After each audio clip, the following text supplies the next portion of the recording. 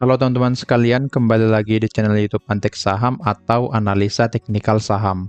Pada video kali ini saya akan membagikan analisa 5 saham, yaitu saham BRIS, AMMN, Brand BRPT, dan PTRO untuk minggu depan tanggal 23 sampai tanggal 27 Desember 2024. Untuk informasi juga, kalau bursa di minggu depan hanya buka 3 hari saja ya, karena ada libur di hari Kamis dan Jumat. Kamis dan Jumat ya ini. Di hari Rabu ya. Nih, Rabu dan Jumat tanggal 25 sampai tanggal 26. Jadi bursa hanya buka 3 hari saja, dari Senin, Selasa, dan di hari Jumat. Oke, jadi untuk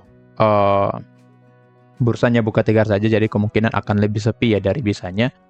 Dan di sini tetap saya update ya untuk video ini, jadi supaya bisa memberikan view bagi teman-teman sekalian bagaimana pergerakan dari kelima saham ini untuk minggu depan.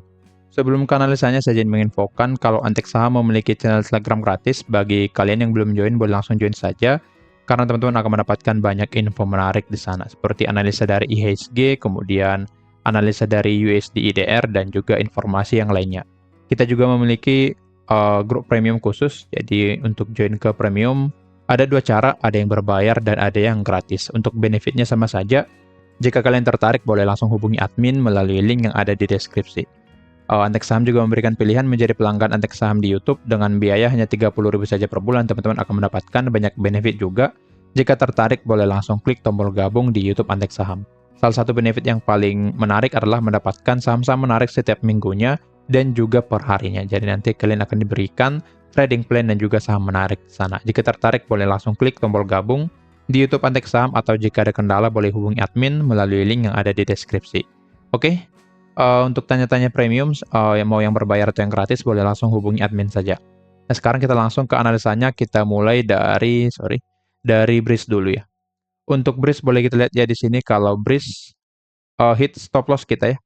Hit stop loss walaupun memang di minggu yang lalu sudah hit target dulu, tapi jika kita lihat trading plan kita di sini, dia hit stop loss lagi. Oke. Dan di sini berarti kita loss ya, kalau memang belum taking profit di atas, tapi yang sudah TP pastinya sudah profit pada saham BRIS. Nah, di sini dia breakdown support. Saya hapus dulu ya beberapa di sini. Kita buatkan mappingan yang baru pada saham BRIS. Nah, di sini jika saya tarik sebuah support trendline, nah seperti ini, maka boleh kita lihat BRIS menandakan rejection di area support trendline-nya. Dan setelah mencapai support trendline, dia menandakan rejection dan bergerak naik di hari Jumat. Dan di sini juga akan saya tarik sebuah resistance trendline dari sini ke sini. Oke, jadi pergerakan BRIS akan lebih cenderung nanti berada di area trendline ini, baik di support maupun resisten trendline-nya. Jadi ada potensi BRIS akan naik lagi ke resisten trendline-nya, lalu bergerak turun kembali ke area demand kita yang baru di sini, 2420 sampai 2540. Jadi pergerakan BRIS menurut saya karena IHSG juga kurang bagus, maka akan lebih cenderung bergerak naik turun atau bergerak status di area ini. Nah, bisa saja nanti dia akan turun kembali ya, atau turun dulu ke area demand atau support trendline-nya, lalu bergerak naik kembali. Jadi boleh nanti memantau pergerakan BRIS. Secara view saya masih akan konsolidasi dulu, jadi belum ada area yang menarik. Area yang menarik beli yaitu di area demand ya. Jadi teman-teman boleh antri atau tunggu pergerakan BRIS mencapai area demand, lalu nanti boleh beli di area ini. Jadi selama berada di dalam trendline ini, maka sebaiknya jangan entry dulu ya, karena nanti teman-teman bisa dikocek. Nantinya, misal teman-teman buy di sekarang, maka harga bisa turun kembali, atau jika nanti teman-teman bisa buy di area resisten, maka bisa diturunkan kembali. Nah, maka dari itu, untuk lebih aman, maka kalian lebih baik wait and see pada saham BRIS, dan tunggu dia memasuki area demand, lalu buy di area demand, stop loss di bawah dari demand, dan targetnya di resisten trendline-nya. Nah, jika kita lihat seperti ini, maka kita akan mendapatkan risk reward ratio yang cukup bagus, potensi profit di 15%, sedangkan potensi loss hanya di 7%. Jadi, potensi profitnya dua kali lebih besar dari potensi loss-nya. Jadi, untuk BRIS, saran saya untuk kalian, jangan entry dulu di harga sekarang, karena posisi berada di area tengah-tengah dan belum ada konfirmasi untuk bergerak naik. Jadi, ada potensi dia akan turun kembali lalu lanjut bergerak naik. Jika kita lihat dari broker summary-nya pada BRIS, sebenarnya kita cek dulu pada BRIS. Nah, di sini juga sekedar info, IHSG masih ada outflow ya sampai di hari Jumat kemarin, jadi belum terlalu bagus jika masuk di sekarang. Oke, kita lihat BRIS juga di hari Jumat ada inflow ya.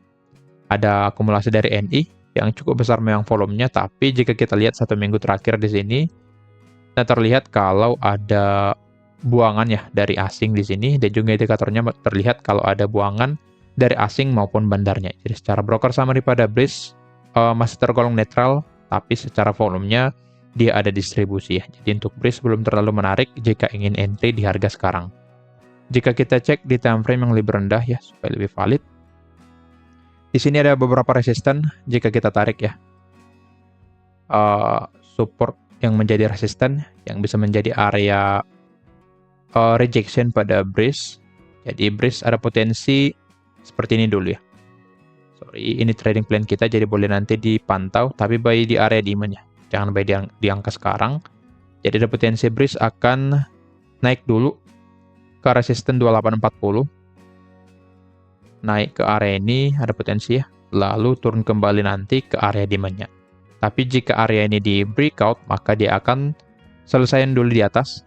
Dia lanjut naik lagi ke resisten teralanya, lalu bergerak turun kembali. Jadi di sini panahnya cukup banyak ya. Jadi teman-teman hanya perlu memantau 3 area saja ya kita buatkan di sini. Yang pertama, area resisten yang ini ya. Resisten 2840, kemudian resisten 2980, dan juga area demand 2420 sampai 2540. Di sini kan saya ketik ya, pantau resisten 2840 dan 2980. Lalu demand 2420 sampai 2540. Oke. Area ini menjadi area pembelian yang paling bagus ya untuk BRIS, yaitu di area demand kita. Jadi untuk pergerakan BRIS nanti jika mencapai area resisten, maka sebaiknya wait and see dulu untuk saham BRIS. Oke, lanjut ke saham yang berikutnya, ada Aman Mineral Internasional. Sorry ya, suara saya kurang bagus ya, karena lagi serak-serak sedikit. Oke, jika kita lihat di sini untuk Aman, berpotensi breakdown support 9.000 ya, dan dia juga hampir mencapai area demand kita, tapi langsung bergerak naik ya di sini. Jadi view saya pada Aman untuk minggu depan akan cenderung bergerak naik ya, karena dia sudah hampir mencapai area demand, lalu mulai bergerak naik. Nah, walaupun di sini trading plan kita belum hit ya, di area 8525, tapi kita masih tunggu Aman akan turun ke area ini. Jadi kita masih wait and see pada Aman, apakah dia nanti bisa mencapai area pembelian kita.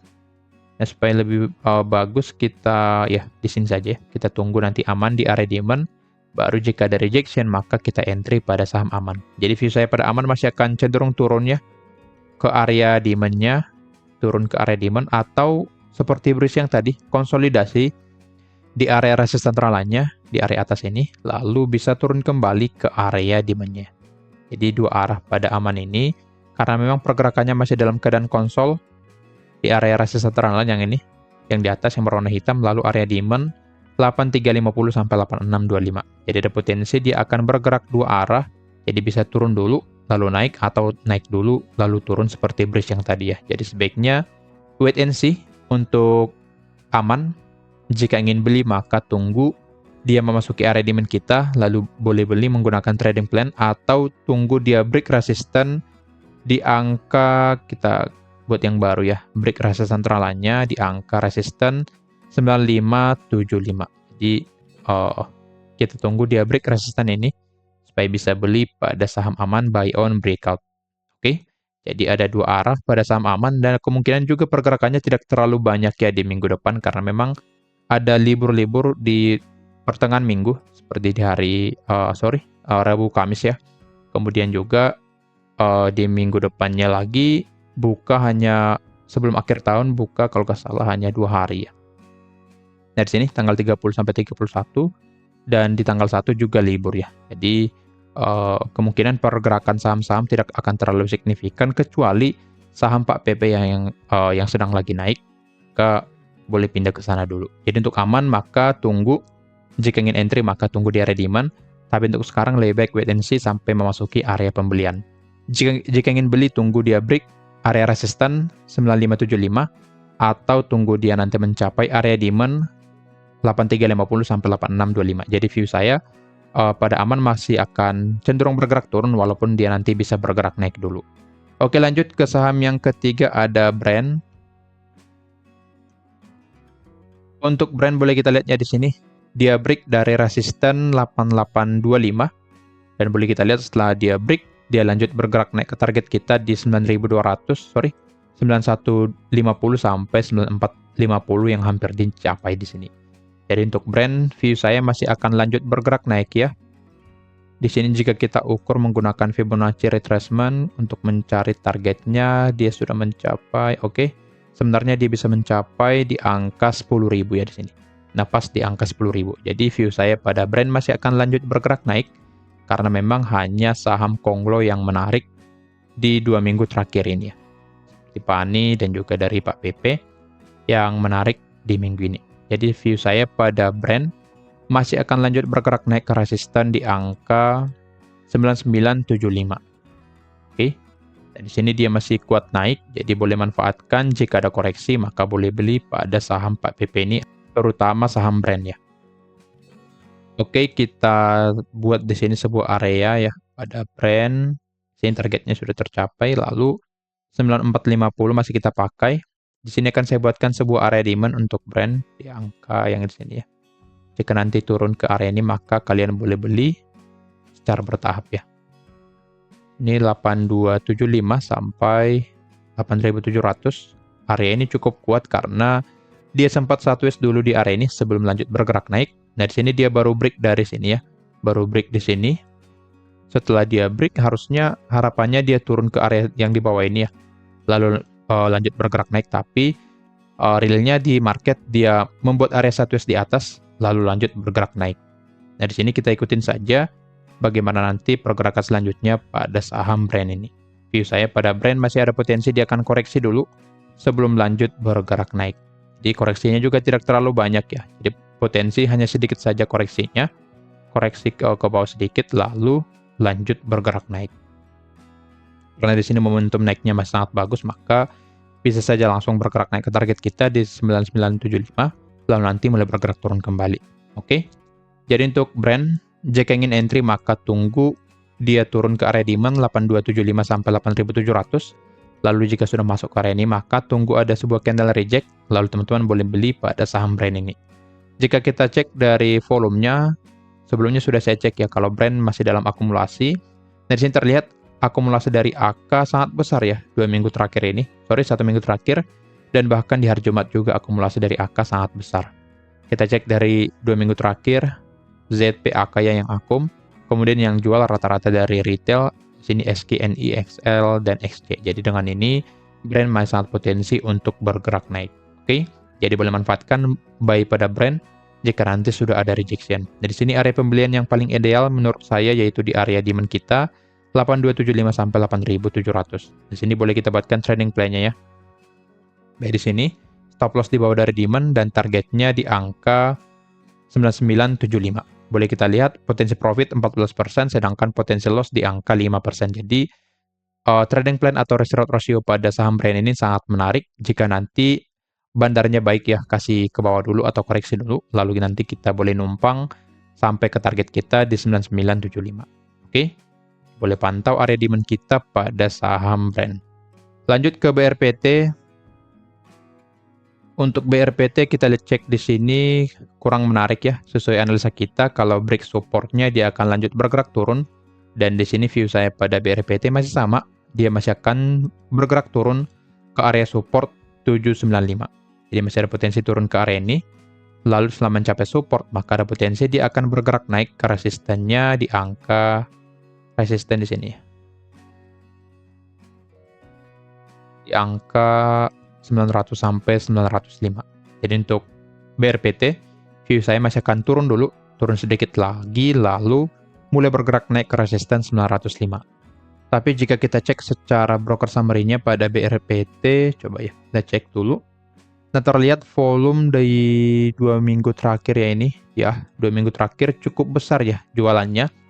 Jadi memang potensi naiknya masih sedikit ya, masih secara teknikal karena mendekati support. Tapi secara broker summary tidak ada alasan untuk adanya technical rebound pada BRPT ya, karena di sini masih masif distribusi dari asing RX, KZ, dan ZP. Jadi dengan ini masih ada potensi BRPT akan lanjut bergerak turun. 1 minggu terakhir masih sama. Di hari Jumat masih sama ya di sini. Salah ya. Nah, di sini masih sama, masih distribusi dari CCBK dan yang lainnya. Jadi dengan ini BRPT masih potensi lanjut bergerak turun. Oke, jadi boleh pantau satu support pada BRPT di angka 795. Jika support ini di breakdown lagi, maka siap-siap BRPT akan turun ke support selanjutnya di angka 755 ya. Jadi boleh pantau satu support pada BRPT. Sini akan saya ganti ya. Pantau support 795. Lalu support 755, resisten 905 ya.